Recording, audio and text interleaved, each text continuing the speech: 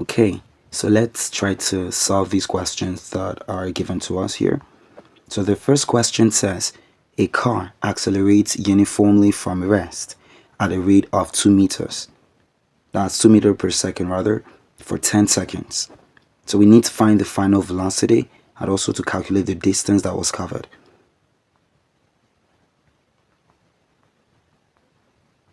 Now the first thing we need to do is bring out the parameters. So first parameter we have is the fact that the car accelerated uniformly from rest. Now if you have any object at all that begins motion from rest, that means it must have a initial velocity which will be 0. So that's going to be a 0 meter per second. Now we have at the rate of 2 meter per second squared. So the unit exposes itself. So we have that as the acceleration. Now, well, they also told us that here already. So that's the acceleration. So that will be 2 meter per second squared. This is what we have. Now we have this as a time, obviously. So time is equal to 10 seconds. So we need to find the final velocity. Now we know that the equations of motion, those are v is equal to u plus or minus at. And we also got s, that is equal to ut plus, well, need to rewrite that. That's a plus or minus 1 over 2 at squared, right? Now we got v squared. So v squared, that's equal to u squared plus or minus 2as. Now why do we have a plus and a minus there? Now the reason why we got all this is because you might have the motion happening with the deceleration, and if you have that, you want to use the negative symbol instead of the plus in the question or the equation you need to use for solving to find whichever physical quantity you are required to find. So in this case, I'm just going to use this first equation. This will do the job for me. So that's going to be v is equal to u. Now, do we have a deceleration from this first question? Now, obviously not. The type of acceleration given to us was a pure acceleration, which is in the forward direction. So for that, we should just use a positive. So that will be plus at. Now, we know that the initial velocity, that will be 0, because the body began from rest. So that will be a 0 here. So I think I need to rewrite the 0. Well, second time, yeah. Now for the acceleration, that is 2. And for the time, that is going to be 10. So if we have a 2 multiplied by 10, that gives us a 20. So we have this to be 20 meter per second. This is going to be the velocity. That is the final velocity. So I think I'm going to write it somewhere here. V that is equal to 20 meter per second. So highlight that in red. Now I just need to place that there because I think there is another question for us to answer there. We need to find out what will be the distance covered or traveled. So I think we'll just take these ones out and this. Now, which one of these formulas do you think we need to use in order to find out the distance that was traveled? Well, I think I could actually use this one, but it should also be very possible for me to use this one. So I'm going to start with this one. Now, we know that the final velocity, that's a 20. Now, obviously, there is no deceleration from this first question, so I would just have it as a v squared is equal to u squared plus 2as. And I need to find distance. This is distance or displacement as you may want to call it. So I'm going to take this one and try to isolate it. Now for that, we need to take u squared to the other side. So this will be v squared minus u squared. And that will be equal to 2as. So I need to make s the subject. And for that, I would have a v squared minus a. So I need to clear that out. V squared minus a u squared. That will be divided by 2a. Now what do we have as our v? V is a 20. So that is 20 squared. Now we got u as a 0 because the vehicle began from rest, right? Now this will be 2 multiplied by a. Now what is a? A is the acceleration, which was given us to be a 2, right? So we have this as a 400, that is 20 squared, minus a 0. That will be divided by 4. So S is going to be equal to 400 divided by 4. And so that should be 100 meter. So that is basically the answer to that question. The distance covered was 100 meter. Now let us try to use another formula. Is that formula going to give us the same answer as this? So let us try it out. We're going to try using this one. So we have this. Now the initial initial velocity rather, that is a 0, right? So this is a 0 multiplied by t. This would obviously be a 1 over 2at squared. Now obviously this is going to go, so we're going to have just s is going to be equal to half at squared. So this is 1 over 2 multiplied by a. The acceleration, that is a 2, and the time taken, that is a 10, so that will be a 10 squared. Now this is going to go away, so we're just going to have a 100 left, which is obviously the answer. So from here you can see that s, the displacement, is the same thing as what we got using the other formula. So for these ones, they actually work. Now let us go into the second question.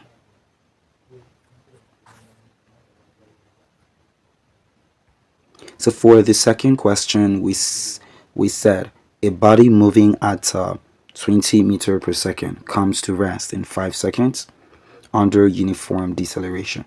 So we need to find the deceleration. Now in this case, we're going to change the equations of motion from a positive between the initial velocity and at. We're going to change that from a positive to a negative. So we should have stuff this way. So this is ut minus 1 over 2at squared. And v squared will be equal to u squared minus 2as. So now we need to find the deceleration. The body was moving at a velocity of 20 meters per second and comes to rest. So in that case, the final velocity, that will be 0. And the initial velocity, that is going to be 20. And the time taken for that motion, that was 5 seconds. So obviously we're going to find a minus a. So this will be v equal to 0. And we have u, that is the initial velocity. That will be a 20. So that's a 20 meter per second. And we have t, that's the time taken. So the time taken, that is 5 seconds. And so we have v is equal to u minus at. So if I took at to this other side, so that will be changed to a positive at, and we would have a u minus a v. So u is a 20 and v is a 0. So we have at is equal to 20. So a, or the deceleration, that will be equal to 20 divided by t.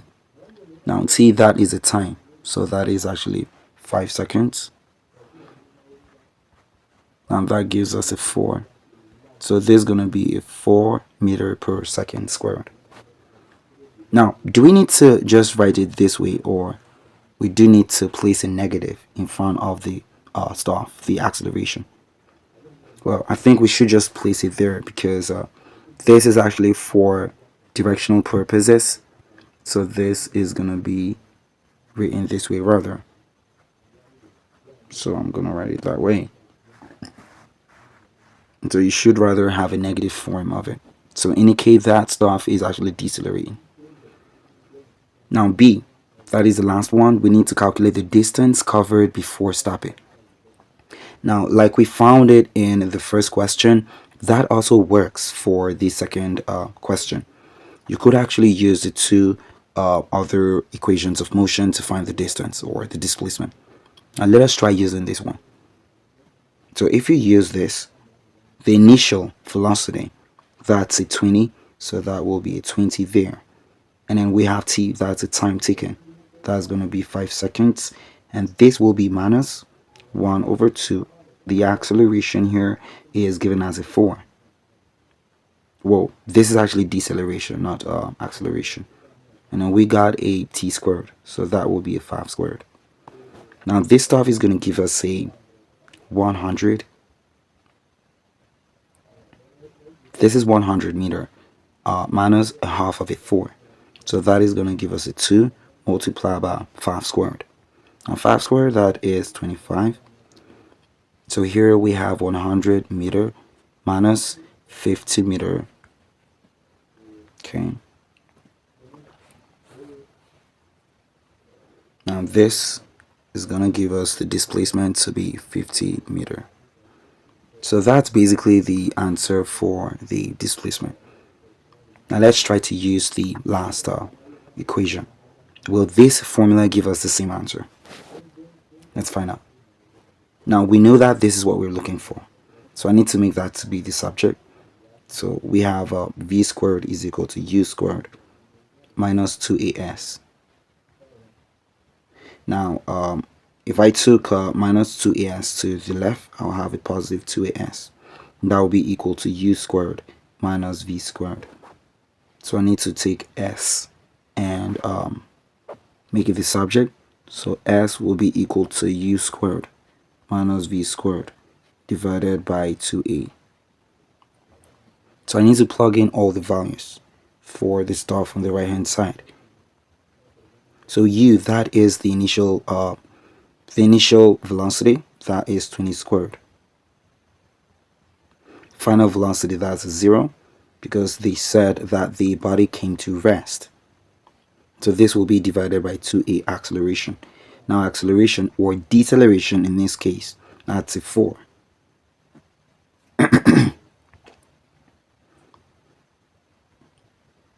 So this is going to give us a 400. This will be divided by 8. Now first, I know that 4 can get into 8, and that will give us 2. And 4 getting into 400, that's going to give us a 100. And 2 into itself, that's a 1. 2 into 100, that's a 50. So you can see that even from here, we actually found the displacement to still be 50 meters. So either of the formulas might actually help you in this case. So here is the third question. So the third question says, a stone is dropped from a tall building, and so how far does it fall in 3 seconds? Now we're given the acceleration due to gravity as a 9.8 meter per second. So the first thing we need to do is remember that this question actually comes from vertical rectilinear motion. Now for the first 2 questions that we solved, we actually solved rectilinear motion that has to do with a horizontal perspective. And in this direction, you do not need to use g. That will be some value of a, which would always be an unknown, which sometimes you would actually be required to find out what it is. But for the rectilinear motion that has to do with an upward, downward direction, we obviously have the factor of gravity coming into consideration, because that will basically cause the speed or influence the speed of the motion of any object at all that is moving in this direction. So because of that, our equations of motion would be written this way. So first, v will be equal to u plus or minus gt. Now in this case, you need to know that you would never be asked to find out what is the value of g, because g most times will be approximately 9.8 meter per second squared. So this is actually just a constant. You just need to hold that. It's always going to be that way. Now you also have the second one, that is to find the distance, which we should have 1 ut rather plus or minus 1 over 2 gt squared. And we have v squared. So v squared, that will be equal to u squared plus or minus 2gh. Now, instead of using an S in its place, we're actually going to use H, because that would obviously stand for the height that stuff traveled by. Now, in fact, I need to change this also to height, which is actually the distance from top to bottom, or basically that way, or from the ground to whichever distance above the ground that is actually required in the question. Now, from this third question, which do you actually think we need to use? Do we need to use this one? Now, obviously not, because we do not have no parameter as a distance or height represented from this first equation, so we cannot actually use that one. Now, can we use this or this one? Now, we might be able to use this, but there is actually a problem. First, from this question, you need to know that the initial velocity is 0, because they said that the stone was dropped from a tall building. So let us say we have a tall building, maybe represented this way, and this is the stone, and it has a distance of h, just gonna say h, above the ground. And so we need to find the height. Yeah, that is already obvious to us, but you need to know that for the fact that this stuff was placed in that place and was dropped, that means it has a initial velocity of 0. That is because it had a potential energy at some value, and the kinetic energy was actually 0. So because the kinetic energy at this place is going to be a 0, because at this point this ball is not actually falling, and so if you have that to be a 0, that is going to be 1 over 2 m. So this is 1 over 2 mv squared. Now I should actually write a u, because that will be the initial velocity of the ball. So from here you can see that, of course, there is actually going to be a mass of the ball. And so if you want to find u squared will be 0 divided by m. And this would give us a 0. So you have a u squared is equal to 0. And so u from the square root of a 0 will be a 0. So always everybody that stands at rest or sits at rest from a platform or at a height above the ground would always carry a kinetic energy of 0, and the maximum potential energy will actually be at that point. So for the maximum, for the potential energy, that's going to be maximum, but for the kinetic energy, that will be 0. So if we have the kinetic energy to be a 0, that means the initial velocity, that would also be 0. So that is basically where that was gotten from. I need to take this out. Yep. Now, having established that, we can go back to solve the question. Now, because we know that this is equal to 0, this should almost come off easy. But there is actually a last problem for v. We do not know what v is. What is the velocity that the ball will have as it lands on the ground? We do not actually know what that is, so we cannot use this formula. So let us go to the second one. Now for the second one, we need to know what t is. Now t, that is the time that was taken, that is a 3. Need to write that here. T, that is equal to 3 seconds. And g, you know, g was given as a 9.8 meter per second squared. And u, because we know u is equal to 0, so we're going to have h will be equal to 0 multiplied by 3. And that will be, because we had that the ball was dropped, obviously the ball will go towards the ground in it. So because of that, we should have a positive, because as objects drop toward the ground, this is actually in a positive direction with respect to gravity. This is what gravity wants on every object that is falling, or every object rather that is in space. It wants to drag every object to its center. So if you have an object moving toward the center of the earth, it would always have a positive acceleration due to gravity. But if you conversely have the object moving away from the center of the earth and moving upwards, that would always carry a negative value of acceleration due to gravity. Because gravity doesn't want it to go upward, it wants it to go downward. So for the fact that the stuff is moving upwards, that means it is moving against gravity. And so because of that, we're going to have a negative g. Now it happens for this question that we just have a positive because the body, or the stone in this case, was dropped from a building, or tall building, from a height. So basically that should be a positive. And so this will be 1 over 2 g. We know g, that's going to be a 9.8. Now t squared. T squared, that's going to be 3 squared. So obviously this is going to be 0. So I got a 0 here. We got 1 over 2 multiplied by 9.8. In this case, because I do not really have a calculator here, I would just approximate this to a 10. And so I'm just going to write it there. And here we're going to have a 9. So this gives us a 5. So you're going to have a... So what am I going to do now? I think I'm just going to wipe these ones out. So we have h, that will be equal to 0 plus a 5 multiplied by 9. Well, so this should be approximately 45.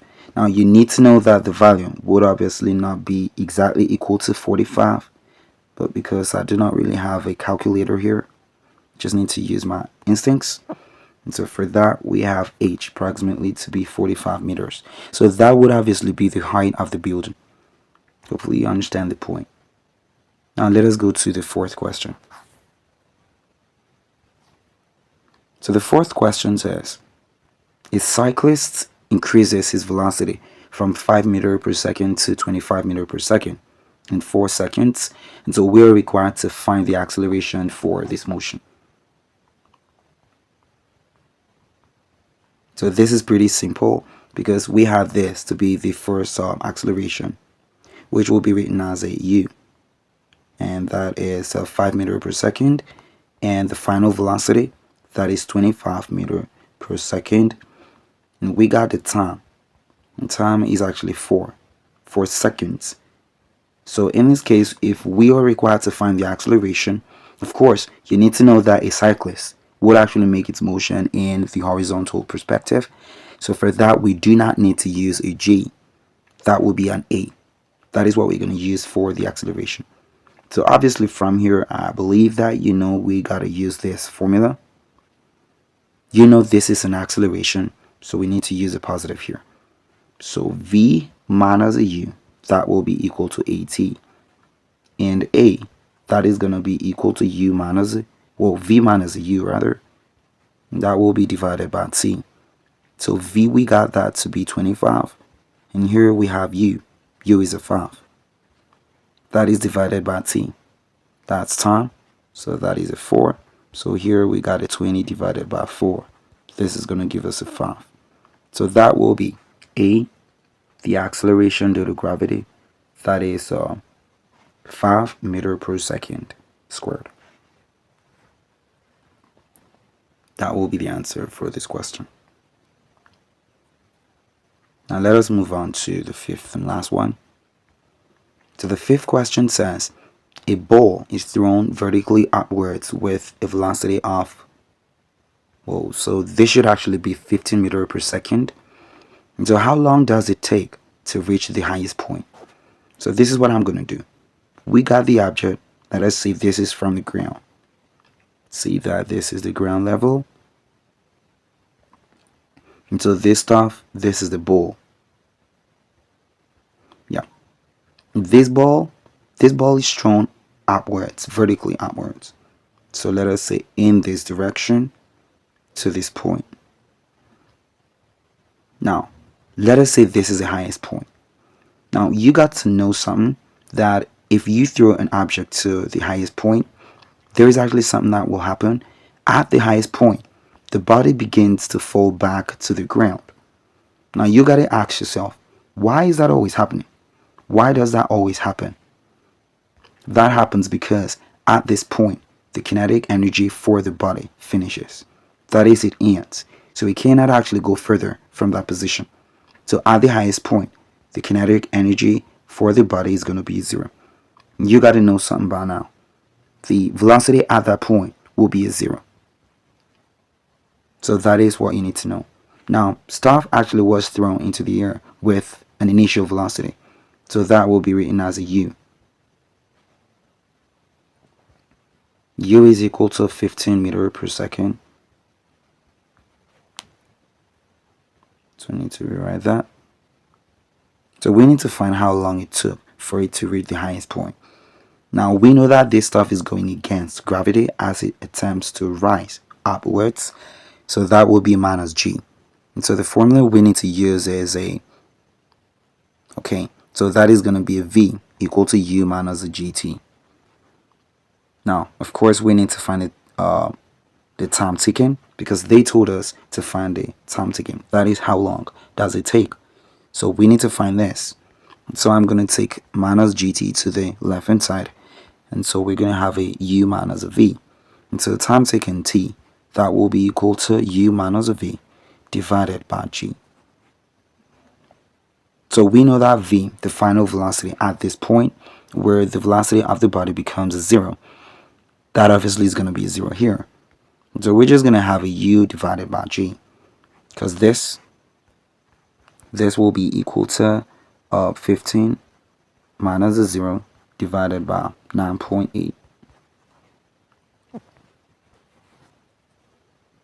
So this is going to be a t.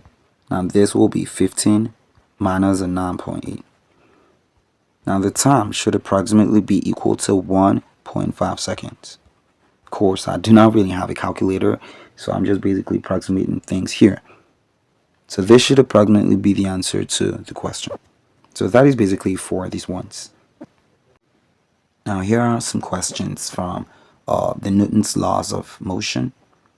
So the first says, define Newton's first, second, and third laws of motion with examples. So let us start with the first law.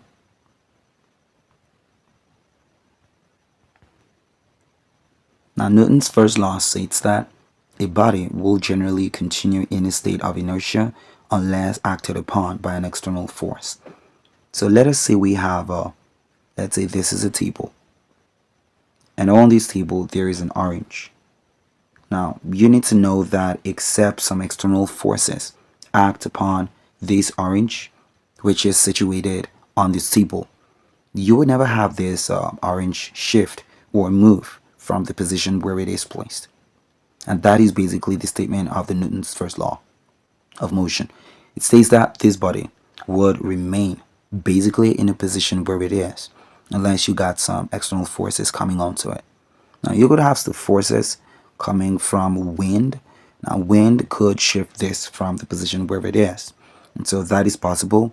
You could also have human forces acting on it.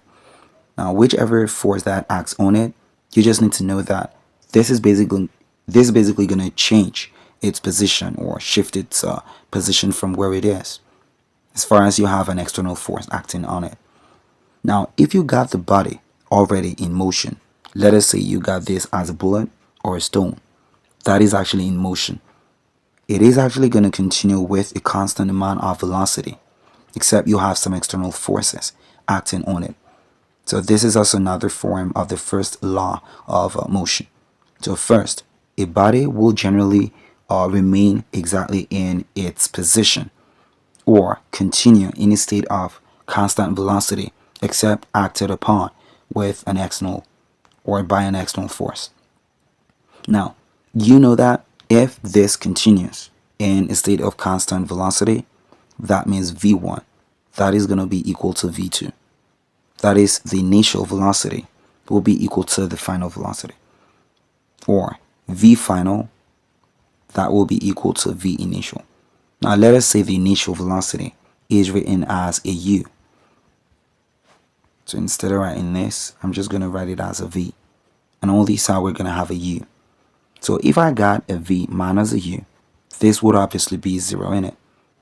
Now what that means is I got change in velocity that is equal to the final velocity minus the initial velocity. That is equal to 0. So in this case, the change in the velocity would always be 0 under Newton's first law of motion. Now, we also know that acceleration is basically equal to the change in velocity divided by the change in time. Now, since we got for first law motion to have velocity change equal to 0, that will be 0 divided by dt. And so 0 divided by anything is basically a 0. So for this case, we have acceleration equal to 0. Now remember, this is provided that no force was actually acting on that body. So if you got no force acting on any body, that means the acceleration for that body is also going to be 0. And also, the change in velocity for the body is going to be 0. So these equations, they hold for the first law of motion. So you just need to hold that at the back. Now let us move on to the second law.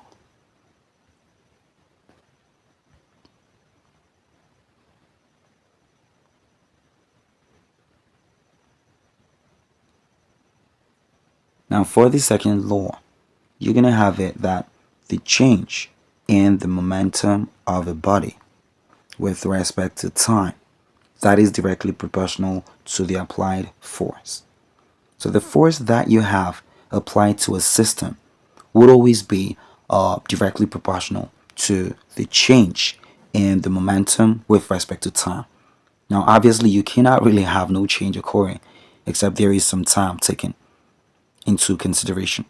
So some time t was taken into consideration, so you must have the change in this with respect to time. So the force that is applied to a body would always yield the change in the momentum for that body.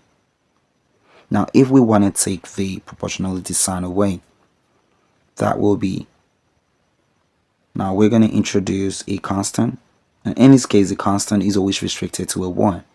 So I'm just going to have f equal to 1. That will be multiplied by mv minus mu divided by t. So this is what we have. Now from here we can see clearly that mv minus mu, that is divided by t, and this is one of the most fundamental formulas for Newtonian mechanics in physics.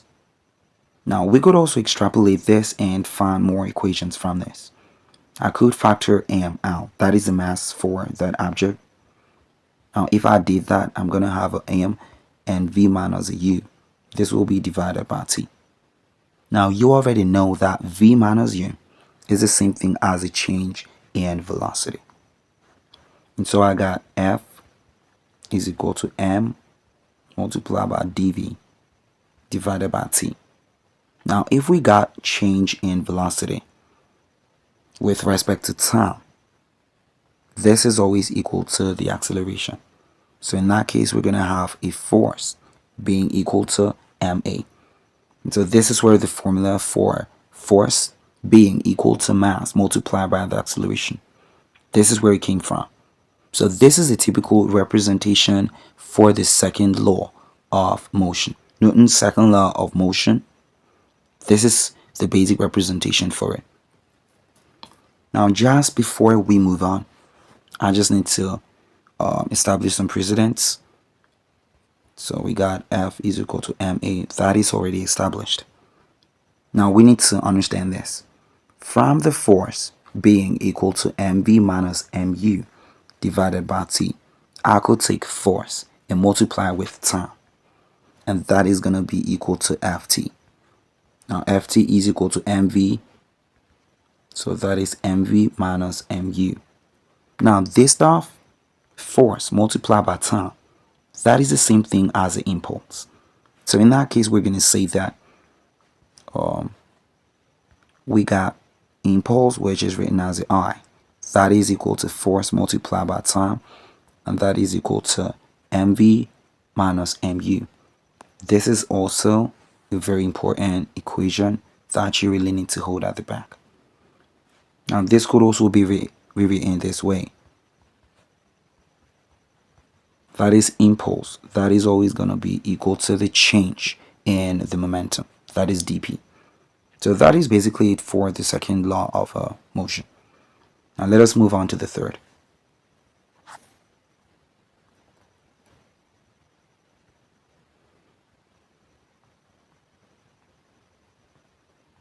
Now Newton's third law of motion states that to every action there is going to be an equal and opposite reaction. Now an example to that is anytime you got a balloon, now let us say this is a balloon, which actually has this opening, and let us say you got this balloon inflated and it's got some gases in it, and you decided to release this gas. There is going to be something happening. Now the gas would obviously move in this direction. As the gas moves in this direction, it impinges a thrust on the atmosphere or the air, which is actually in this direction. And that would cause the propulsion of the balloon. The balloon will move in this direction. So velocity of the balloon, I'm just going to write it as a VB, and the velocity of the gas, that will be written as VG. So this is basically what the third law says. To every action, there would always be an opposite and equal reaction to it. Now an example to that is a balloon. Another example is the force that causes you to walk as you move on. As you press your legs onto the ground or your feet onto the ground, you actually are applying some force to the ground, which is in form of your weight. Now weight is equal to mass multiplied by acceleration due to gravity. And as you do that, the ground actually sends back a normal reaction, written as R. And that is what helps you to move on. If you got the force from the weight of your body being more than the normal reaction of the ground, that is going to cause it kind of like your feet rather, sinking into the ground. So that is basically it. Third law, to every action, there is always going to be an opposite, an equal reaction. Now with that, we can solve the second question from here. So the second question says, a force of 30 newtons acts on 5 kilogram mass. What is going to be the acceleration produced from this process? Now this is pretty simple because we got the force. Force is equal to 30 newtons, and we got the mass. That is equal to 5 kilogram. So from here, we already know that force, from the second law, force is equal to mass times acceleration. So the acceleration should be equal to force divided by mass. And the force is a 30 newtons, and the mass is a 5 kilogram. So the acceleration should be 6 meter per second squared. This is going to be the answer. Secondly, we are required to find the velocity of the object if the force is removed after 4 seconds. Now how can we solve that? Here we have a new parameter which is equal to the time. Well, time is 4 seconds, not at 0. Now this is also going to be very simple. What we need to understand is that acceleration is equal to v minus u divided by t. In this case, u is equal to 0 because the body is at rest. So this is going to be a is equal to v divided by t. Now we got a. We also got the t, that is the time. So v is going to be equal to at. Well,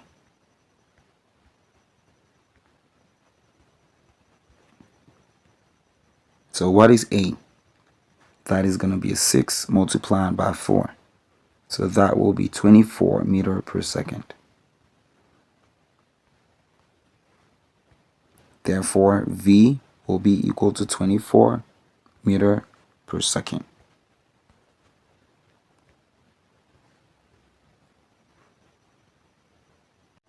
So here is 3 more questions under the law of motion.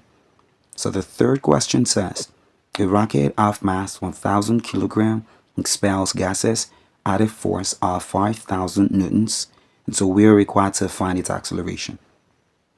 And this obviously comes off pretty easy to work.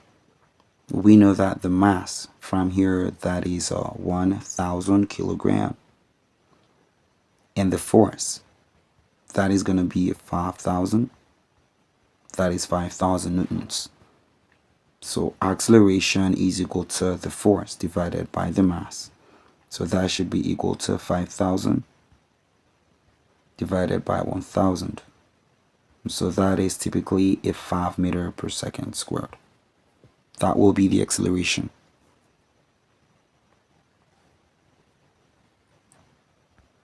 Now the fourth question says, a person pushes a box with a force of 50 newtons, yet it does not move. Now we need to explain this phenomenon using the Newton's laws. Now this is actually a case of frictional forces. So let us say we got a platform, which is like a table, and we got a box. Let us say this is the box. Now, if we have the force being applied on in this direction, let us say this is actually the force of push. So that is going to be Fp. The intention of this force is to push this block or this box in this direction. So this would also be represented as a force of push. So I'm just going to take this one out. So the force of push seeks to take this box in this direction toward the east. Now, we're also going to have another force which would tend to push this, or pull rather, this box toward the west. And that is actually what is called as a frictional force. Now this is going to be as Fs. This is called as a static friction. This is the force that resists the force applied on this form. We know this is 50 newtons. That is the force that was applied to move this box from this surface. So of course, friction works at its maximum if you have the surface of contact between the box and whichever platform that is. If you got this surface to always be rough, you're always going to have friction working there. So if we got the force of push working in this direction, yet it was not able to move this box, then what that means is the static frictional force, that is also equal to 50 newtons. And so because of that, this stuff is not going to move, because the third law of Newton says that to every action there is an equal and opposite reaction. So as this force seeks to push this block or this box in the easterly direction, there is also a static frictional force that seeks to pull it in the opposite direction to balance out.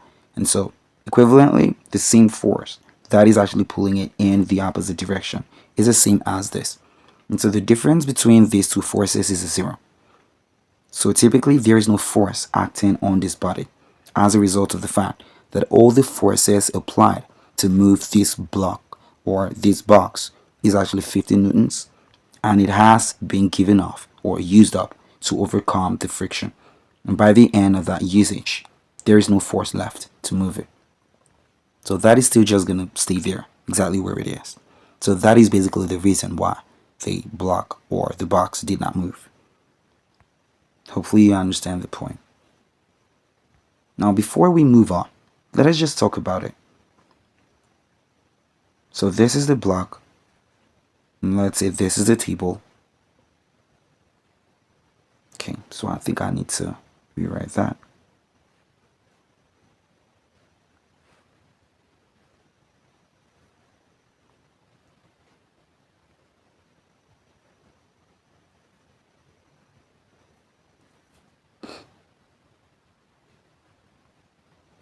So let us say this is the block of wood or a box, and we try to pull it in this direction with an applied force. I'm going to write that as F sub 8. There is actually going to be some force resisting this motion. Now the force basically that resists it is the frictional force. And so it depends. If you got a static frictional force, that would not make the body to move. Now there is also another force, that is the weight of this object, and that always acts downwards, because the weight of every body actually works toward the center of the earth. Now weight is a gravitational force, so that will be mass multiplied by acceleration due to gravity. Now just as you had it, that there was a force moving in this direction, and so because of the third law of Newton, you also got a force moving in the opposite direction. Now that will be replicated even in this vertical perspective. We got a force which is in form of the weight of the box moving downwards, so there must also be a force that goes upwards. That force is known as a normal reaction. I'm going to represent it as a R. So you need to know that the normal reaction is always going to be equal to the weight, that is equal to mass times acceleration due to gravity. Well, it might not always be that the normal reaction is exactly equal to the weight. And if you got the normal reaction being less than the weight of the object, that means there will be a dent on that table, and the block of wood or the box would basically pierce into the platform or just go down, because the force is greater than the resistant force, which is the normal reaction. And so that is basically it. But if you got R to be equal to the weight of the body, then the object is basically still just gonna be on the surface of the table that way. Now mathematically, there is a coefficient of friction, which is equal to the frictional force divided by the normal reaction. Now because we know that the normal reaction is usually, commonly, equal to the weight of an object, you could also have that as a W. Now since we know that weight is equal to mass multiplied by acceleration due to gravity, we could have these also working. And so force could be equal to mu multiplied by mass multiplied by acceleration due to gravity. So you need to know this. You need to hold these formulas at the back. Gonna be very useful in time. So that is basically it. Now what if you got a block of wood that is actually lying on that table in this form, and you got a force that was applied in this direction? So let us say this is the applied force. This applied force is going to be at some angle theta with respect to the horizontal. Now if you got this, you would actually need to resolve that force into the horizontal component as well as the vertical component. So this is going to be Fx, and you're going to have another one which is going to be F, that will be Fy. Now of course you need to know that we got a weight there, the weight of the object, which is mass times acceleration due to gravity, and we're also going to have the frictional force, which is in this direction. I'm just going to write that as a Fs. That is, if the block does not move, then the frictional force is going to be the static friction. Now we also know that to every action there is an equal and opposite reaction, so we should also have the normal reaction working here. So there is two outward forces. Now from there we're going to say that the weight the weight of the object, that will be equal to R plus the vertical component of this diagonal force that was applied. Now we know that this is the same thing as mass multiplied by acceleration due to gravity, and so this is going to be Fy. Now before we go on, let us try to find out what is going to be the vertical component. If you got that Fy, that is going to be F sine theta, and Fx, that is the horizontal component, that will be F cos theta. Now let us see how that works. So this is F of x. Well, that is Fx rather. This is Fy, and you got an F here. Now this is inclined at some value theta. So we know that this is going to be parallel to this side. So here we're going to have a right angle triangle. And so here is F. On this side we're going to have a Fy, and on this side we're going to have a Fx, and this is theta.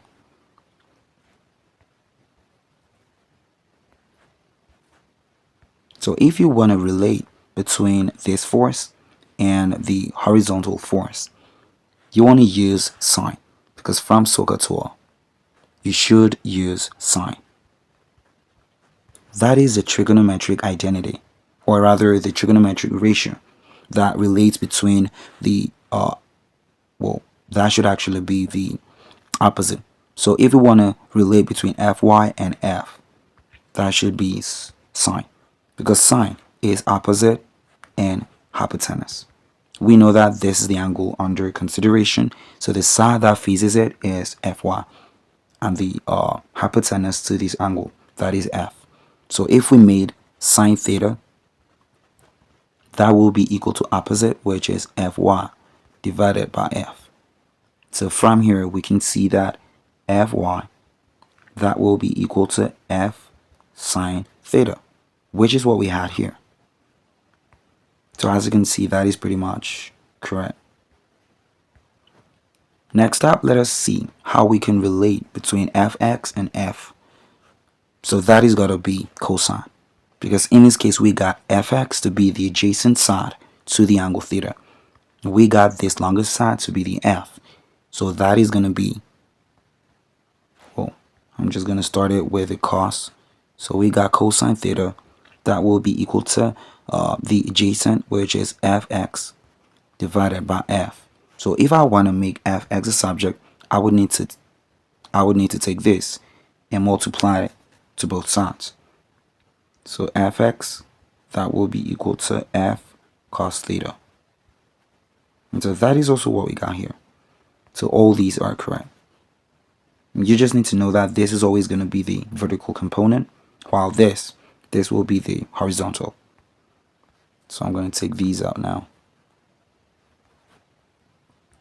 Now from this, we know that this is going to be mg, and that will be equal to r plus Fy. Now Fy is F sine theta. So r, which is a normal reaction, that is going to be equal to mg minus F sine theta. So that is what you're going to have for the normal reaction.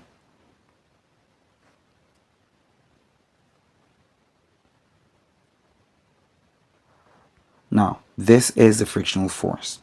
So if you want to find the coefficient for static friction, that will be mu s rather, divided by Fs divided by a normal reaction.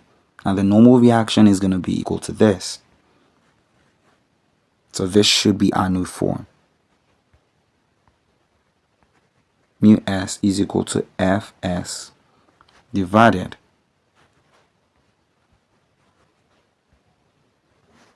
so that will be divided by mg minus F sine theta.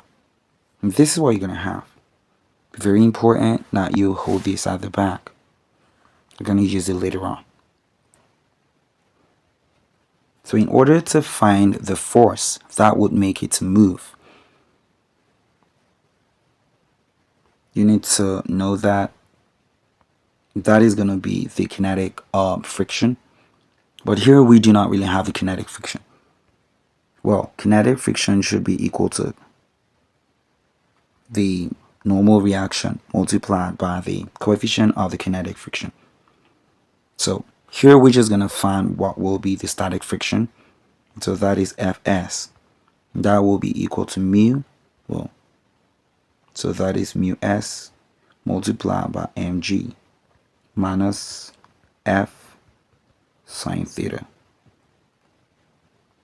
So F sub s, that will be equal to mu s multiplied by mg minus mu s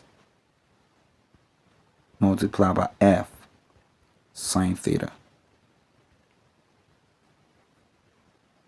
So this is what you have. So you just need to hold these relations and these formulas at the back. If you want to find what will be the kinetic friction for the motion of that body, you just need to use this. That means your subscripts in this case would not be Fs but Fk. So if you want to find out what that will be Fk And that will be equal to mu k multiplied by mass multiplied by acceleration due to gravity. That will be minus mu k again. And then you're going to have this will be cos. Well, not cos, that should be sine.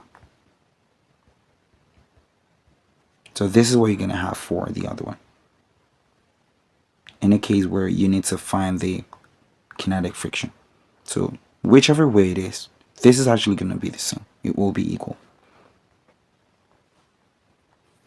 So hopefully you're understanding everything that I illustrated here. Now let us try to solve the fifth and last question. Two ice skaters push each other apart, and one has a mass of 60 kilograms and moves at 2 meters per second, while the other moves at 4 meters per second. So we need to find the mass of the second skater. So let us say that the two skaters, I'm just gonna represent them this way.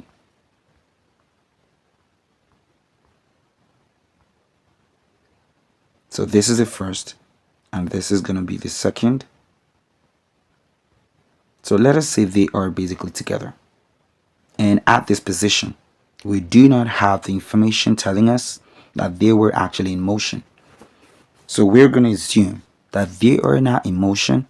And so for that, we're going to say the initial velocity of the two of them is 0.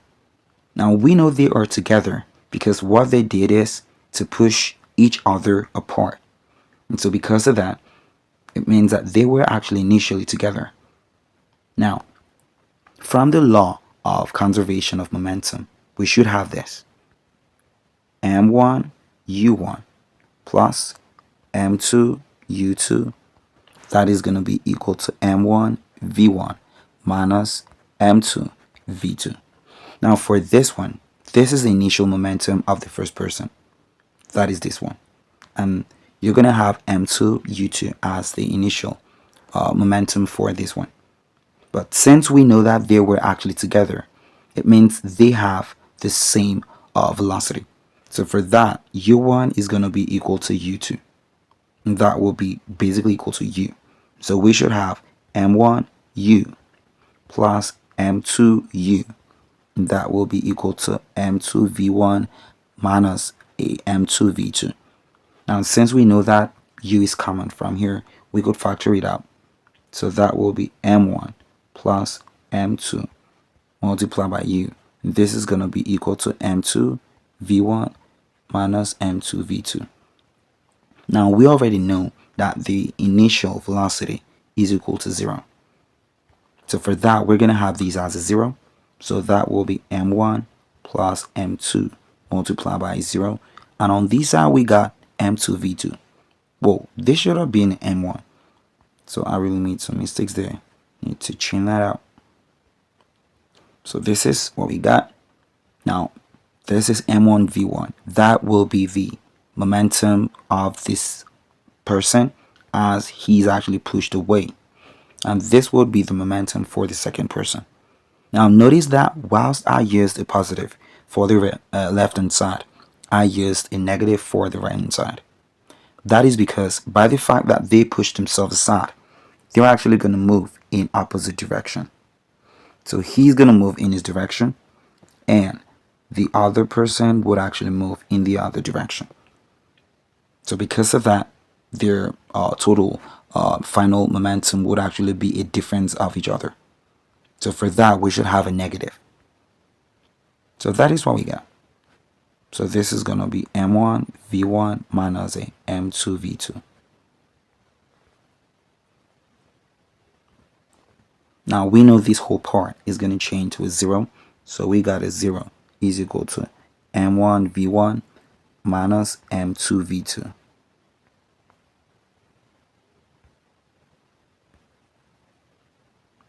Now from here, I could take this to the other side.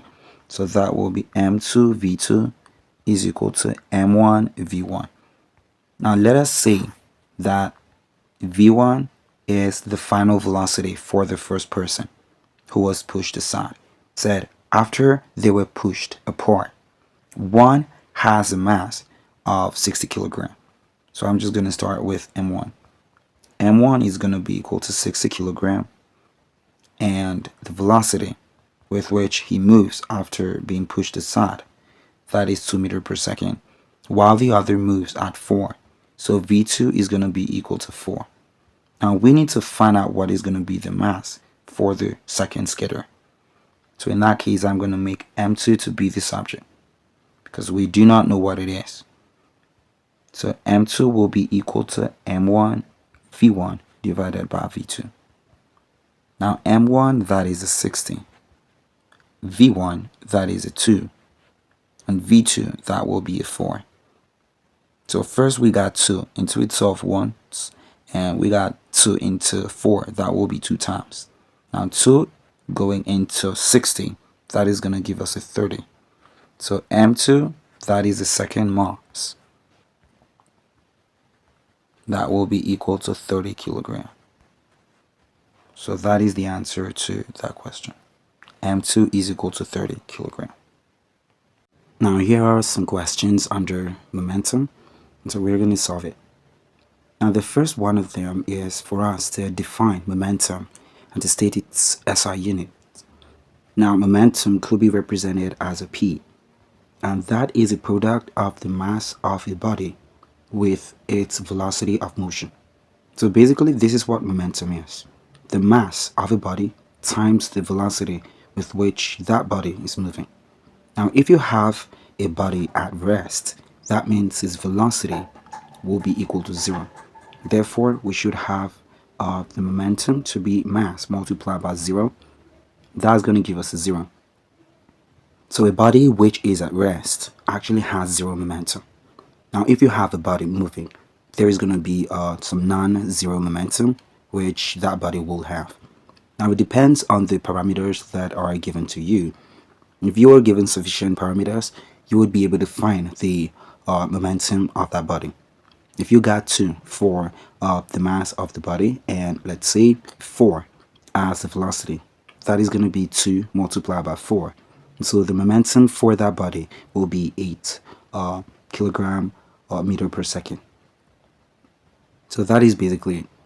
Now before we go on, we know that this stuff, momentum, which is equal to mass multiplied by velocity, that is the same thing as impulse. That is, if you have ft, that will be the same thing as mv.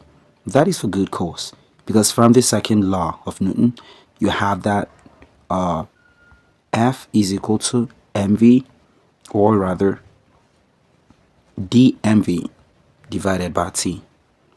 And so if we took this to this other side, this is going to give us mv. Now this stuff which you see here, this is actually the impulse of the motion or the action.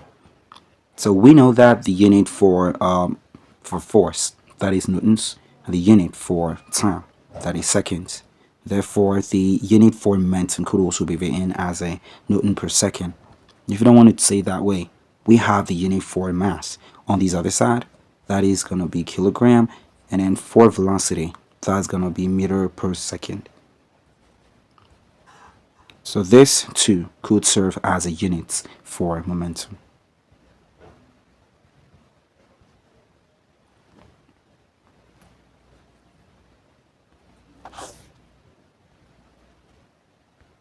Now the second question says, a 2 kilogram ball moving at 10 meters per second collides with a stationary 3 kilogram ball. So after the collision, the 2 kilogram ball moves at 4 meters per second.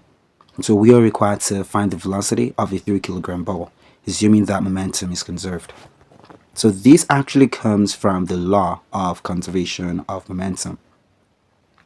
And so basically, if you got an isolated system as the system under which the whole process is taking place, then that is going to be that the initial momentum, I'm going to write it as this, that will be equal to the final momentum.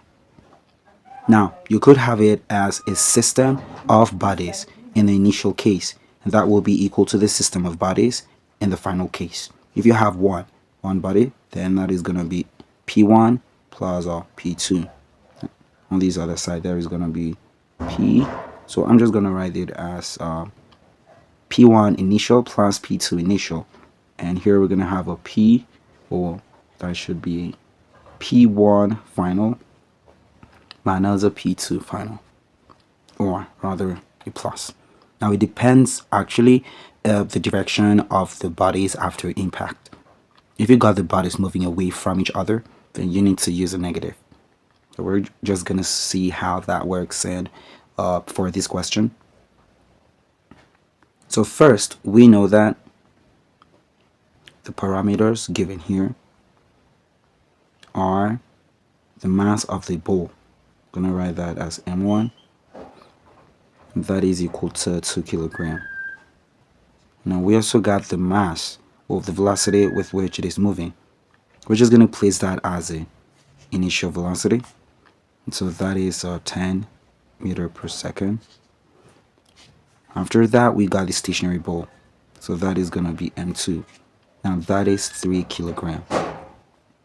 Now we do not know we know that the initial velocity for the stationary ball is going to be 0. That is because the body was found to be at rest. So because of that, we're going to have a 0 meter per second. Now they say that after the impact, the body moves at a velocity, that is the 2 kilogram ball. So that is going to be v1. Now v1, that is going to be 4 meter per second. So we are required to find the velocity of a 3 kilogram ball. So from the principle of conservation of momentum, we should have m1 u1 plus m2 u2. That will be equal to m2. Well, that should be m1 v1 plus m2 v2. Now we know that u2, that is equal to 0. So this whole stuff reduces to a 0. And so we're basically just going to have an mu in the first case. That is for the first ball, the 2 kilogram ball. And that will be equal to 1. That's m1 v1 plus m2 v2. To take this out now. So we need to find v2. I'm just going to make it a subject. Now we know this should be m1 u1 minus m2. Oh, I just really have mistakes writing this. Don't really know why. So this is m2 v2. Now this stuff, I need to divide it by m2. That is going to typically give me what v2 is going to look like. So v2 here, that will be equal to m1. So basically what I did is I factored out m1. So that is going to be u1 minus a v1. This is divided by m2.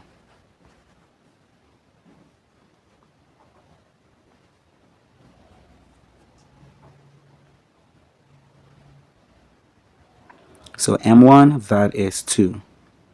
Now u1, that is a 10. And v1, that is a 4. So this is divided by m2, which is a 3. Now we know that this is going to give us a 6. So we got 2 multiplied by 6, all divided by 3. This is going to give us 2. So we should have v2 is equal to 2 multiplied by 2. So that is typically going to be 4 meters per second. Now this is actually interesting. What that means is the two balls, they're actually moving at the same velocity. So v2 is also going to be 4 meters per second. Now let us go on to the third and last question for this part of the video. We have a truck of mass 2,000 kilogram moving at 15 meters per second, and that comes to rest in 10 seconds. So we need to find the force required to stop the truck.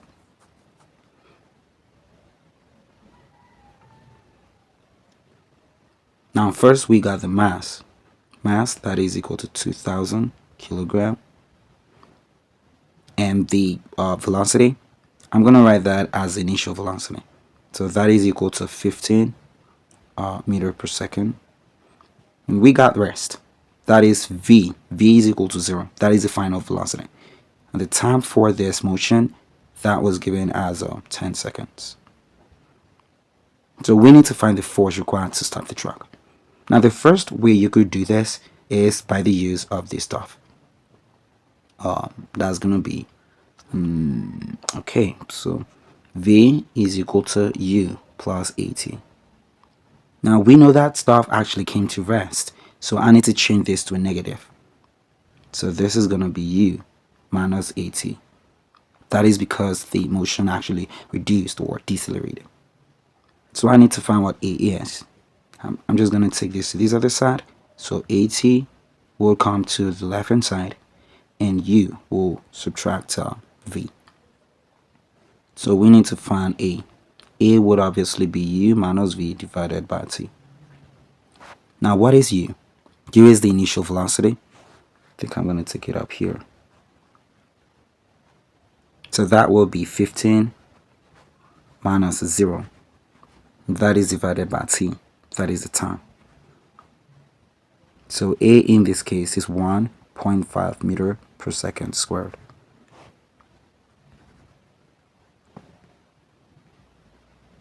Now we're going to use this to find out what is going to be the force from the formula of force. That is from the second Newton's law of motion, where we have that F is equal to ma. The mass of the truck, that is 2,000. So this will be multiplied by 8, which is 1.5. Now first I know that this multiplied by this, that is going to give us a 1500. So this will be 2 multiplied by 1500. And so this should give us 3,000 newtons. So that is going to be the force for this motion. Now we could also solve this using another method. That typically will come from the second law. We could have done it this way, where we have F to be m multiplied by V minus U divided by T. They typically should have taken us there. Now I know that mass is 2,000, and V, that is the final velocity, that is a 0. The initial velocity, that is going to be a 15. But in this case, I'm just going to change it. I think I should write this as a U minus a V rather. That is because the initial velocity is greater than the final velocity. So in that case, I'm just going to write it this way. So we got a 0 there. And here, this is going to be divided by 10. So first I know this is going to cancel these out. And so we got 200 multiplied by 15. Which typically is still going to give us, say, 3,000 newtons. So this is the same thing. Now here is our fourth question. So the fourth question says, a gun of mass 2 kg fires a bullet of mass 0.05 kg with a velocity of 300 meters per second. So we need to find the recoil velocity for the gun. So let us say you got a gun here.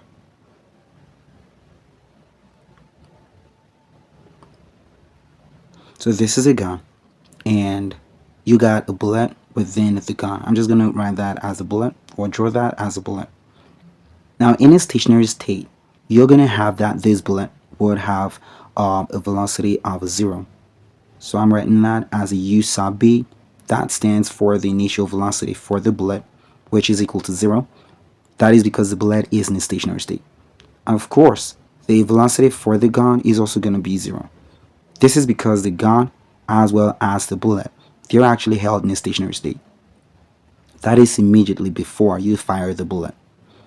Now, if you got that, what is going to be the total momentum for this gun? Now, I believe I've already established the fact that if you got stuff which is held or had in a stationary state, that means the momentum is always going to be equal to 0. So we know that m1. So we're just going to say m1 is the mass for the gun. And let us say u1 is the velocity of the gun. m2, that will be the mass of the bullet.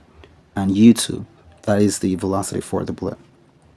Now because we know that the velocity for the bullet is going to be equal to the velocity of the gun, because the two of them are actually in a stationary state. So that is going to make this to be a 0. This is also going to be a 0.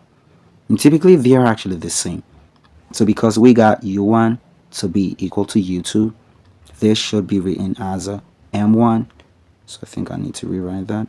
So this is m1 plus a m2 that is multiplied by u, a singular u, because this velocity will be the synchronized velocity for the two systems, the bullet and the gun. So this is the initial state of the momentum. But all these is actually going to be equal to 0. That is because this is equal to 0. So we got u to be equal to 0. So you're going to have 0 multiplied by this bracket, which is typically going to take everything to 0. So on the left hand side, or the side of the initial momentum, this is always going to be equal to 0. So initial momentum is equal to 0. Now, by the time you try to fire this gun, well, so I think I need to redraw this. So let us say we have actually fired the gun. And so this is the bullet. Now the direction for the bullet is going to be in an opposite orientation with respect to the direction of the recoil of the gun. So the gun is going to move backwards while the bullet moves forward. Now in this case, the bullet will have a separate kind of momentum. So that is going to be P is equal to m2 v2, where v2 is going to be the velocity for the bullet in the second case. Now for the gun, we're going to have it as P equal to m1 v1. That is because the gun would move with the velocity, which is actually separate from the initial velocity. So the total momentum for the right hand side, or after impact or reaction, that is going to be m1 v1. Now this will be minus m2 v2. That is because the direction of the bullet is opposed to the direction of the recoil of the gun. Now from the law of conservation of momentum, we know that the total initial momentum must be equal to the total final momentum. So because we got this side to be 0, this is going to be m1 plus m2 multiplied by u. This is all going to change to a 0 later on, while on this side we're going to have a m1 v1 minus a m2 v2. And so because we know that u is equal to 0, that was the time that the gun was held still in the air, which actually had a velocity of 0. This whole stuff is therefore going to change to a 0. So we're going to have a 0 on this other side. And on this side, we're going to have a m1 v1 minus a m2 v2. So we need to find v2. v2 is going to be the velocity with which, I think we already got v2. Remember, we used m2 v2 to represent the momentum for the gun. So we need to find v1, which is going to be the velocity for the recoil of the gun. So that is going to be v1. I'm going to make v1 the subject. I need to take this to the other side. So that is going to give me a m2 v2. And here I'm going to have a m1 v1. So I need to find v1. I need to make v1 as the subject. Now if I want to do that, v1 is going to be equal to m2 v2 divided by m1. That is what we're going to have. So I need to wipe everything out here now.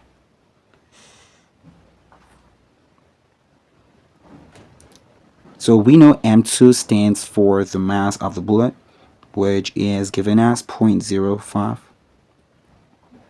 That will be multiplied by v2. That is the mass, the velocity of the bullet. Now the bullet moves at 300 meters per second, so that is cool enough. Now m1 stands for the mass of the gun, which is that is equal to 2. So v1 is going to be equal to this. So how can we solve this? Now first I'm going to make this to go into this. So we got 150. So I'm going to have 0.5. That will be multiplied by 15. This is going to be 5 multiplied by 15 all divided by 10. So this is 75 divided by 10. So that is going to give us 7.5. So this will be 7.5 meter per second.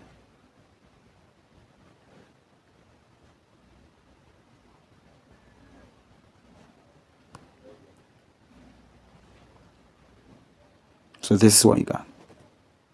So we need to move on to the fifth question.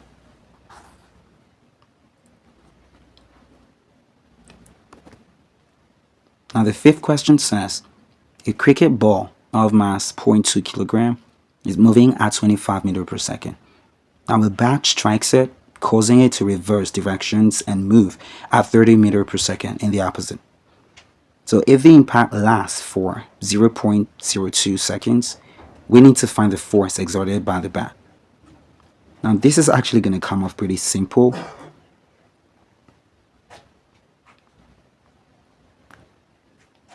So first thing we need to do, we need to take out the parameters. So we got the mass of the ball, that is 0.2 kilogram. We also got the initial velocity, which is a 25. So this is a 25 meters per second. And it moves backwards, so there's going to be another velocity, which is going to be 30. So this is 30 meters per second. And they told us that the impact lasted for 0.02 seconds. So as usual, you know, there is actually two formulas you could use to solve this. But we're just going to use a formula from the second law of Newton's motion. That is F is equal to m, mass, multiplied by v minus u divided by t. So we got the mass to be 0.2 and the velocity, that is a 30, minus u, that is a 25. So this is going to be divided by 0.02 seconds. We kind of need to take this unit out. So here we're going to have a 0.2. This is going to give us a 5. This is divided by 0.02. So on this side we got a 2 multiplied by 5. This is divided by 10. This will be multiplied by 2. And here we're going to have a multiplied by 100. That is because this stuff is 2 divided by 100. And that 100 is going to move up. And 10 can go into 100 about 10 times. This 2 can go into this. That will be 1 time.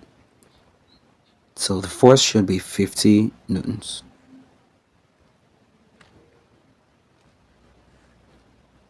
That is going to be the answer. Now here are some questions under projectile motion. Now we are required to define projectile motion and give 2 real-life examples of it.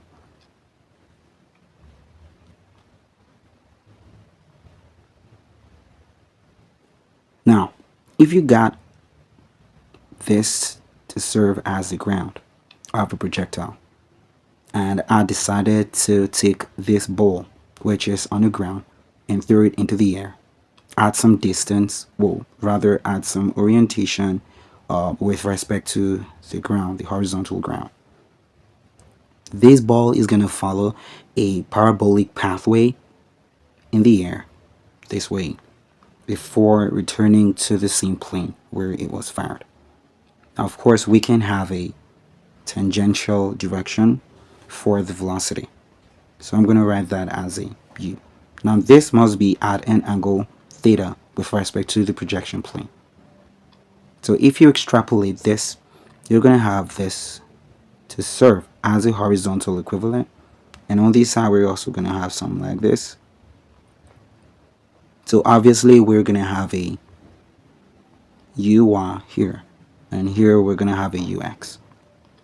So you could also find the vertical component for that velocity. Now, obviously, by now, you already know that vertical components, that should always be the vectors multiplied by sine theta. And the horizontal components, that should be the vector multiplied by cosine theta. So basically what we're trying to say is that if you got a body which you actually fired into the air or threw into the air, if you got a parabolic pathway inscribed or moved by that object before it returns to the plane where it was projected from, that is typically what is called as a projectile motion. That is a parabolic pathway that is followed by a body that is thrown at some angle theta with respect to the horizontal before returning to the horizontal plane from where it was projected. So what are some examples of this? If you got a swimmer which stands on the swimming board before he jumps into the swimming pool, that is actually an example of a parabolic pathway. So that is a projectile motion. You could also have the motion of a stone which is actually released from a catapult to a bird which is sitting somewhere in a tree, something like that. So basically all examples that you have are the body projected from a plane or from the original position running through a bent or curved pathway. That is a projectile motion typically. So that is basically it. Now you also need to know something, that if you got this, if you got parabolic pathways and you want to find out what is going to be the velocity for them, there is some new equations you would need to take up. And we already know that if you got vertical motion of objects, then those objects are going to be under the influence of gravitational force. So because of that, we should have gotten a v be equal to u plus or minus gt. Now, in this case, we're not just going to use a u, because obviously it always happens to be that the u, that is the initial velocity for the projectile, would always be inclined at some angle theta to the horizontal. And so because of that, we should have this standing for either the horizontal perspective or the vertical perspective. In this case, I'm going to use the horizontal. So this is going to be v, well, that is v cos theta. Well, v cos theta plus or minus gt. Now, if we have v cos theta, then you know stuff is going in this direction, isn't it? So we should not really use that one, because we're going to talk about the vertical perspective basically for projectiles, because there is always going to be an upward form of the motion. Yeah, we would also come to the horizontal displacement, but not just now yet. So instead of using the u cosine theta, we would always use a vertical component. So here we should have v equal to u sine theta plus, so this is obviously going to be a minus, or rather a plus or minus. If you got stuff going upwards, then that should be a minus. If you got stuff going downward, that is going to be a plus. Now we also got the height, and the height is going to be u sine theta multiplied by t. That will be plus or minus. So this should be plus or minus 1 over 2 gt squared. And then v squared is going to be u squared. Well, this should actually be u squared sine squared theta plus or minus, well, so that should be 2gh. So these are going to be very useful formulas that we would use to find out other stuff, but for now we're just going to leave it this way. Now let us go back. We're given a second question from here. A ball is thrown horizontally from a cliff at 10 meters per second. If it takes 4 seconds to reach the ground, now we need to find the height of the cliff as well as the horizontal distance traveled.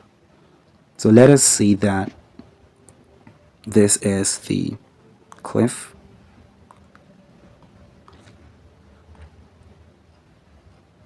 And this is the height of the cliff.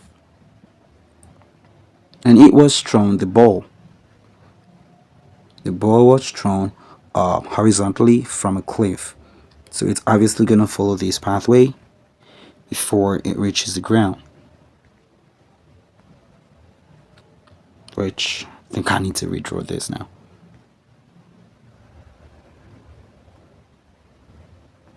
Yep. And so if we got this to be the plain ground,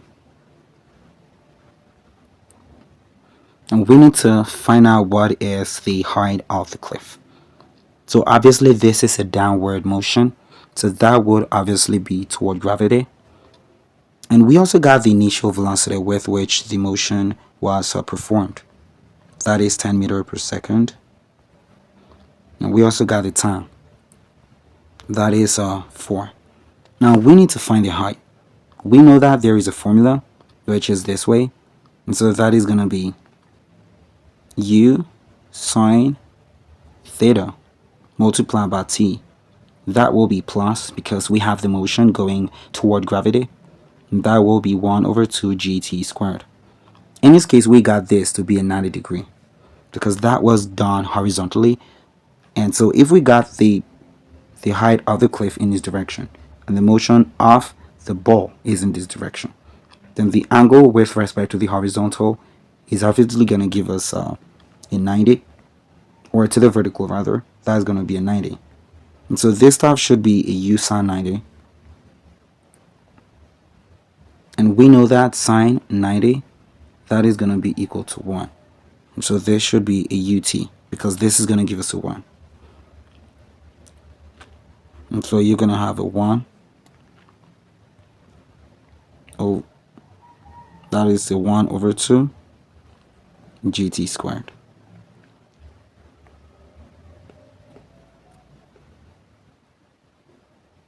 Cool.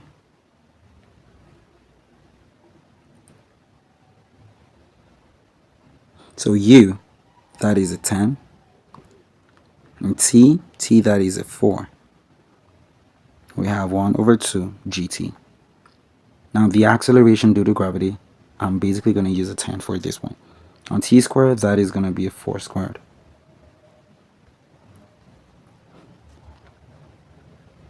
So this is going to be a 40 plus this gives us a 5. So this is a 5 multiplied by 16.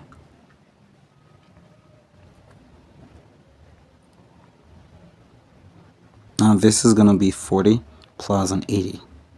So that should be equal to 120 meters. This will be the height. Now we need to find the horizontal distance traveled. How can we find that?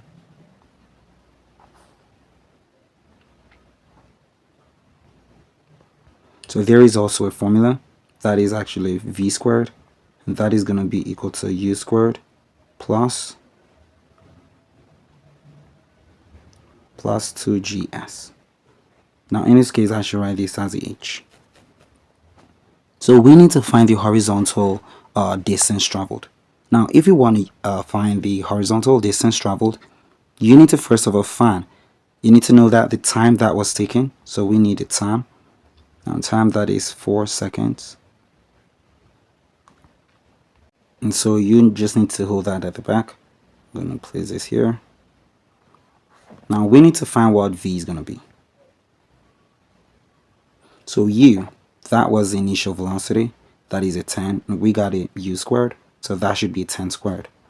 This will be 2 multiplied by 10, which is the acceleration due to gravity. And the height of the cliff has been given as 120. So this is going to be 100 plus this gives us a 40, or rather I should make it as a 2400 at once. So v squared is going to be 2500. And so v that is going to be the square root of 2500.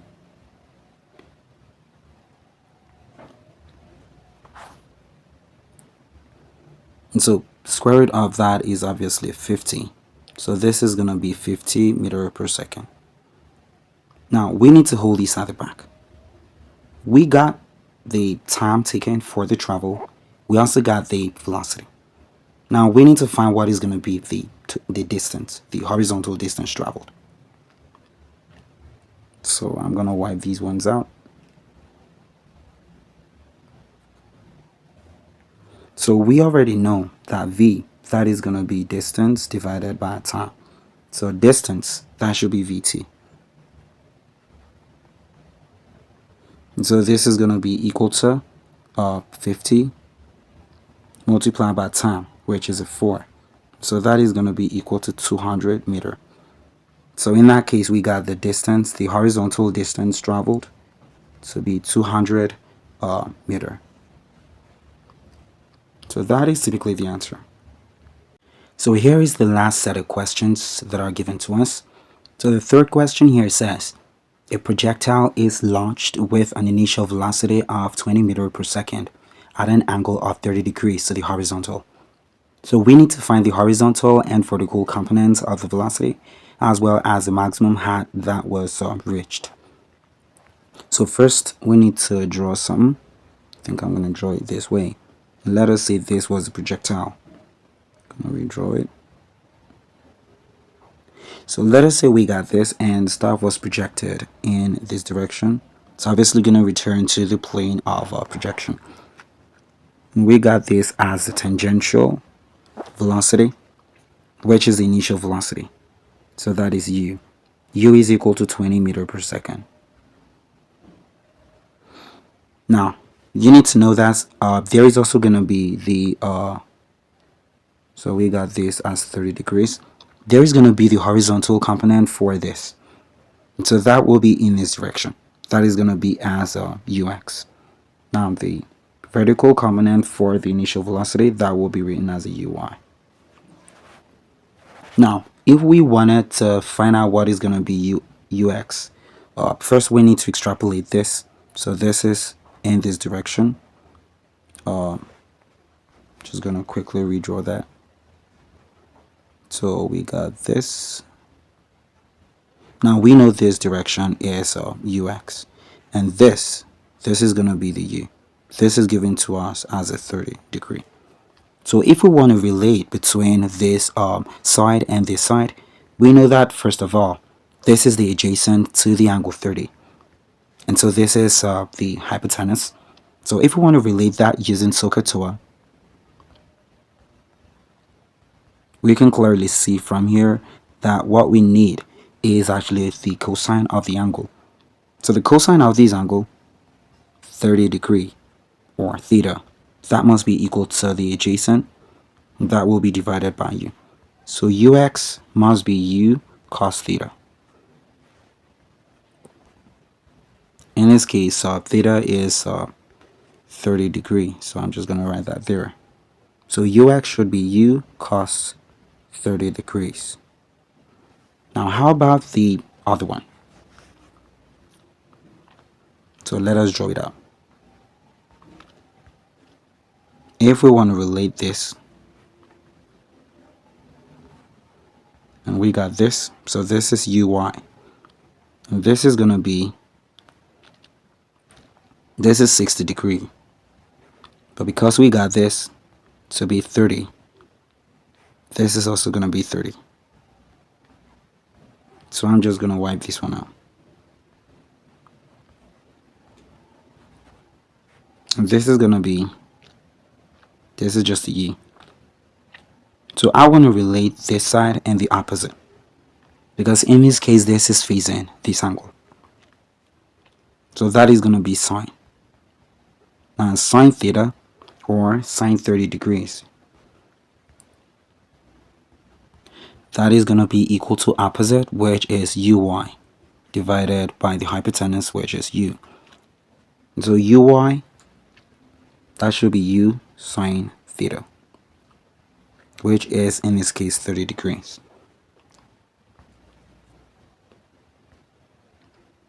So we know what u is. U is 20. So this is going to be 20 multiplied by cos 30.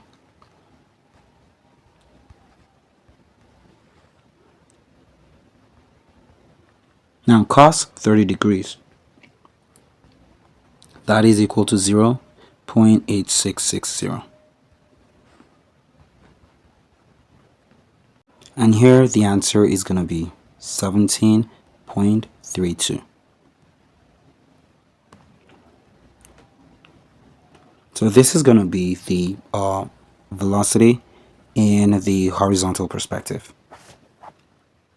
Now let us find out what is going to be the vertical component. So that should be 20 multiplied by sine 30. So this should be, now this is going to be 20 multiplied by 0.5. So uy, that is going to be 10 meter per second.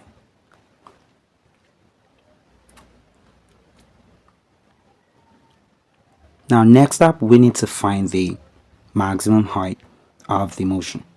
Now how can we find it? So if we were talking about maximum height of the motion, we need to make use of this formula. V squared is going to be equal to u squared plus or minus 2as.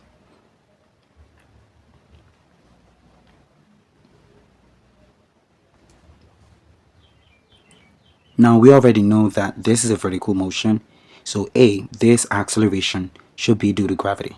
So this is going to be changed as a g. S stands for the displacement or the height. So if we talk about the maximum height, that is the maximum vertical displacement for the projectile as it was projected in the vertical perspective. So this should be written as the h, or the height. Now also you need to know that at maximum height, the velocity, the final velocity for the projectile will be 0, because it is at that point that there is going to be a zero kinetic energy. And we already know that wherever you have a zero kinetic energy of an object, that means the velocity for that object at that point is going to be a 0. So we got the projectile moving in this direction. So let us say that this is the maximum height that was reached. Now at this point, the velocity, or first of all, let me just say the kinetic energy, that is going to be equal to 0. So because that is going to be equal to 0, the velocity also should be equal to 0. Now bear in mind the stuff, the velocity which was used to fire or throw the projectile into the sky, that is written as a u. That was already given as a 20 meter per second. So we're going to use this one. But v is going to be equal to 0. So bearing that in mind, we're going to have this as 0 squared, and here we're going to have a u squared. Now remember, this stuff was not thrown vertically at 90 degrees with respect to the horizontal. It was thrown at 30 degrees. So we need to use the vertical component in it. So the vertical component, which is uy, that is going to be equal to u sine theta. So if we got a u squared, that is going to be uy squared. So uy squared, that will be u sine theta all squared. So in this case, we're going to have a u squared sine squared theta. So that is what I'm going to write here, u squared sine squared theta. And this will be minus. Now why are we using the minus sign? Because we have the stuff moving in this direction. And for that case, we have it going against gravity.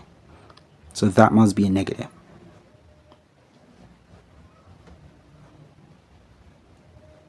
So in this case, we're going to have a minus 2g, and this is going to be h, the maximum vertical displacement. Now we need to get h. So I need to take minus 2g to this other side. This is typically going to change to 0.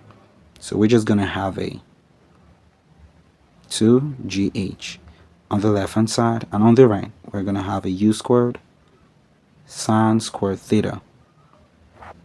And so h is going to be equal to u squared sine squared theta divided by 2g.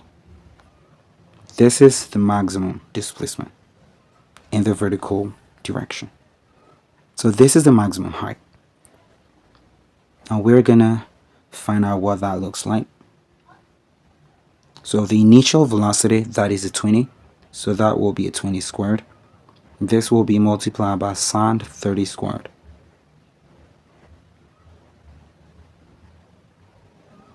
So this is squared, and this will be divided by 2g. Now g obviously is a 10. Now this, that is going to give you a 400. This is multiplied by 0.5 all squared. this will be divided by 20. This is going to cancel this. This will give you a 20 on this side. And so h is going to be equal to 20 multiplied by 0.5 multiplied by another 0.5. Now this 20 multiplied by the first 0.5, that will give you a 10. Multiplied by another 0.5, that is going to give you a 5.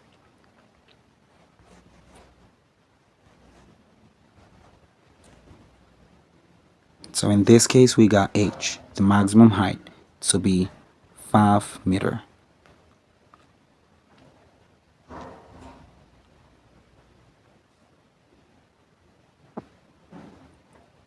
Now let us go to the fourth question. So the fourth question says, a stone is projected upwards with a velocity of 25 meters per second. So we need to find how long it took to reach the highest point. So that will be our time taken. So I'm going to wipe these out now.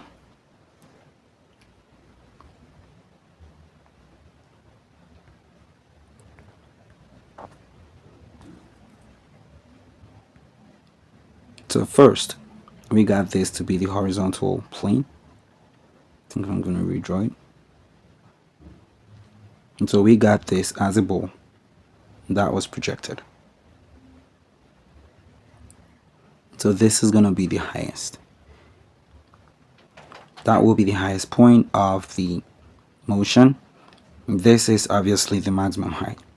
So we need to find out what is going to be the time to reach this position. Now, first of all, we know that at this position, v is going to be equal to 0.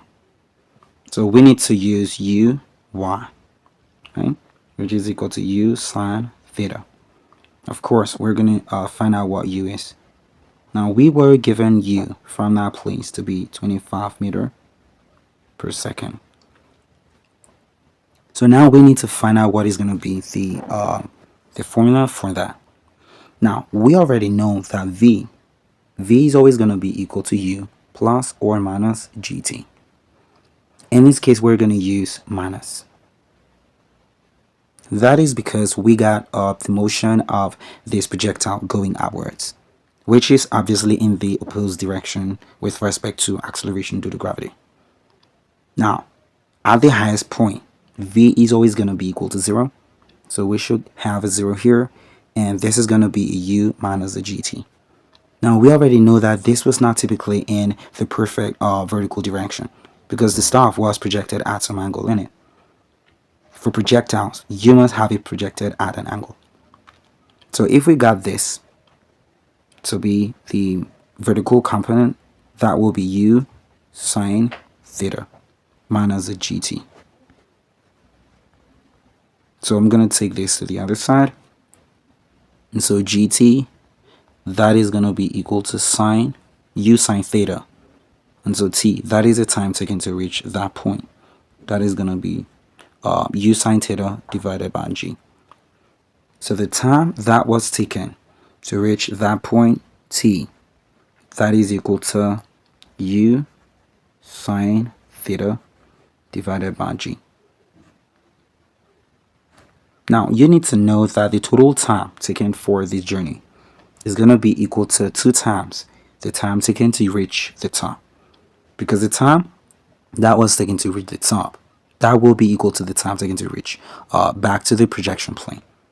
So the total time of flight, that will be equal to 2t.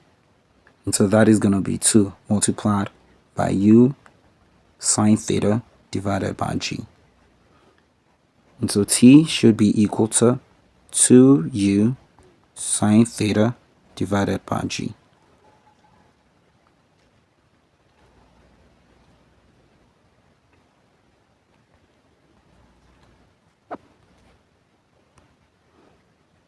Now, in this case, we were not actually given the angle of projection.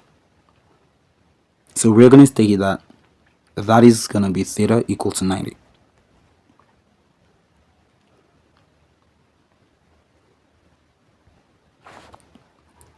And so v is going to be equal to u minus gt. So we know that at the the highest point, v is equal to 0. So this should be a 0 is equal to u minus a gt. And so to get time, I need to take that to the other side.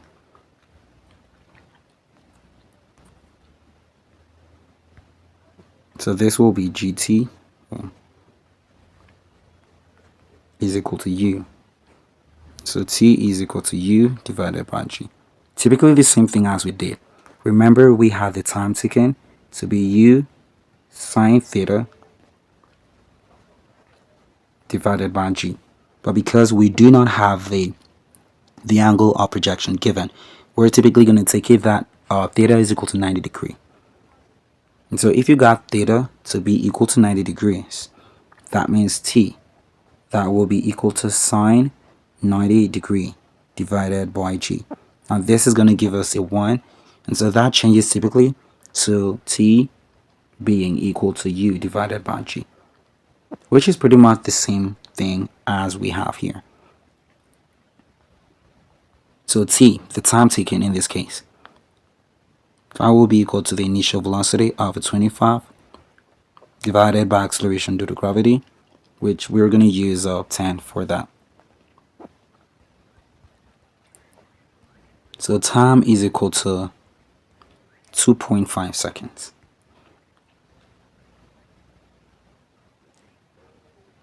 Now what is going to be the total time? Total time is going to be 2 multiplied by this stuff.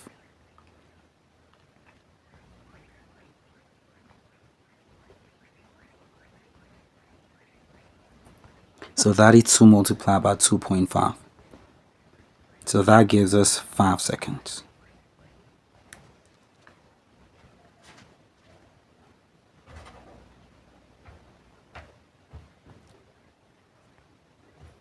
Now let us move on to the last one.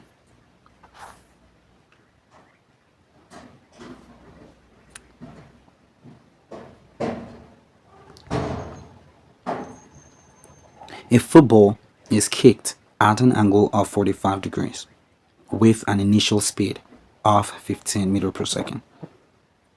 So we need to calculate the time of flight. So this is very easy.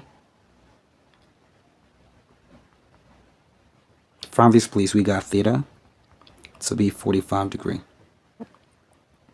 We also got the speed, which is the initial speed. That is going to be 15 meters per second. So the time of flight, that is going to be 2u sine theta divided by g. So that will be 2 multiplied by 15 multiplied by sine 45.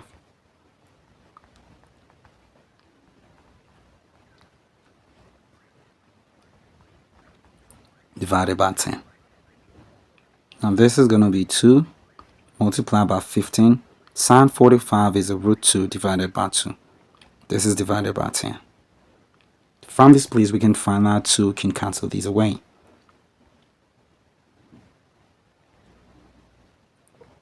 And so we're going to have a t. T is equal to 15. I'm going to need to rewrite that. So that is a 15 divided by 10 multiplied by root 2. This is going to give us a 1.5.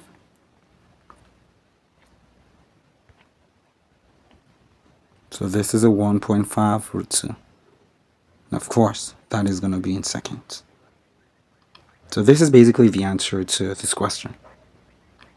T is equal to 1.5 root 2 seconds. Now you could go ahead and find out the full numerical value for that in terms of correct fractions. Now we are not yet done. We need to find out what is going to be the range for the projectile. Now how can you find the range? So we already got the ball kicked at an angle. So let us say this is the ball, and the ball was kicked at an angle. This direction stands for the horizontal component for the tangential velocity. We know the tangential velocity is going to be in this direction, and this stands for the vertical component, and so that is uy. This is an angle of 30 degrees. So let us just say theta.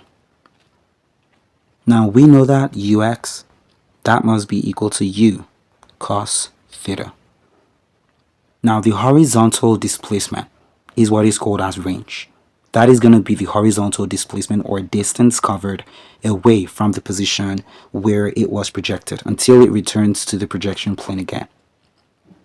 So in that case, range is a distance. Now we know distance is always going to be v multiplied by t. Now this v stands for the velocity that was required when it was fired into the air or tossed or shot into the air or kicked into the air, as the question indicates. T, that stands for the total time taken for the whole flight. That was the time taken to go up as well as return to the projection plane.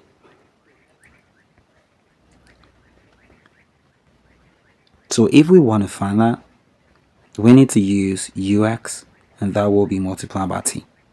Now ux, that is the horizontal component for the initial velocity, which is u cos theta. And this is going to be multiplied by time taken, which is 2u sine theta divided by g.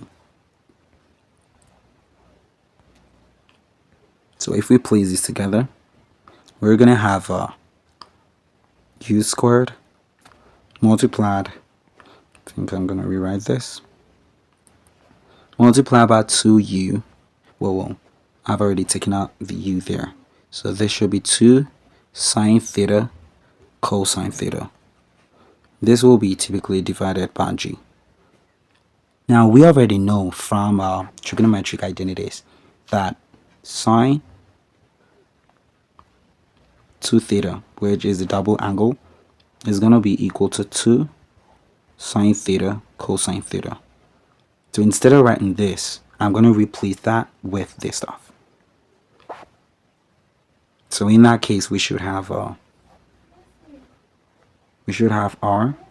be equal to u squared, and here we're going to have a sine 2 theta, and so this will be divided by g. This is the formula for the range. Now if you want to find the maximum range is always going to be where you have this to be equal to 1, because any other angle you have would always be less than 1. And so if you have that, that will be 0 point whatever multiplied by what you have here, and that is obviously going to reduce it. In order to have that to be in its maximum form, we need to have sine 2 theta to be equal to 1. Now we already know that in order for a 1 to result from a sine of an angle, you need to take sine 90. So this is the same thing as 2 theta be equal to sine 90 degree. So if I cancel these out,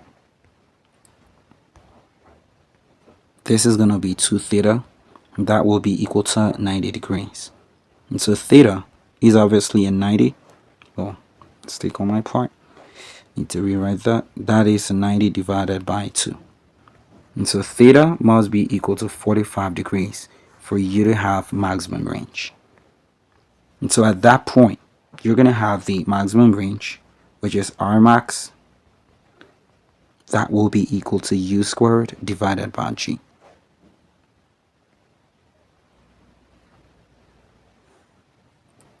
So in this case, we were not actually required to find the maximum range.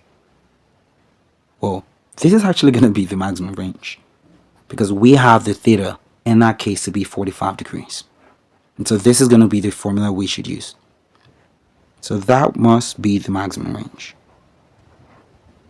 Now the initial velocity, that is a 15, and this will be squared. This is going to be divided by 10. And so this is going to be 225 divided by 10, which is going to give us a 22.5 meter. So R, that is equal to 22.5.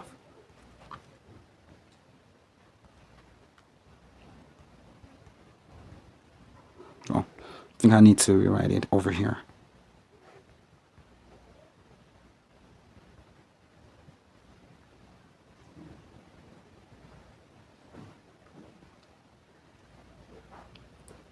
Now let us try working it using the other formula. Are we still going to get the same answer?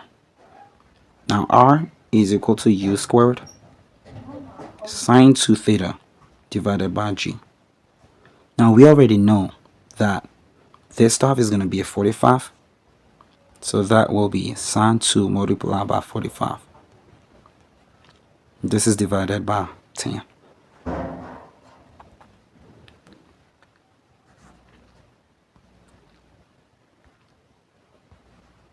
So R in this case, you got 15 squared, which is 225.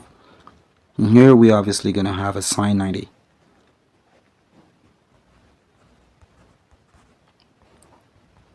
Now this gives us a 1. And so that ends up being 225 divided by 10. Which is still going to give us this stuff, 22.5 meters. So that basically is the answer to the question. So this is the end of the video. Make sure to subscribe as well as share the video. And don't forget to comment and watch the next video.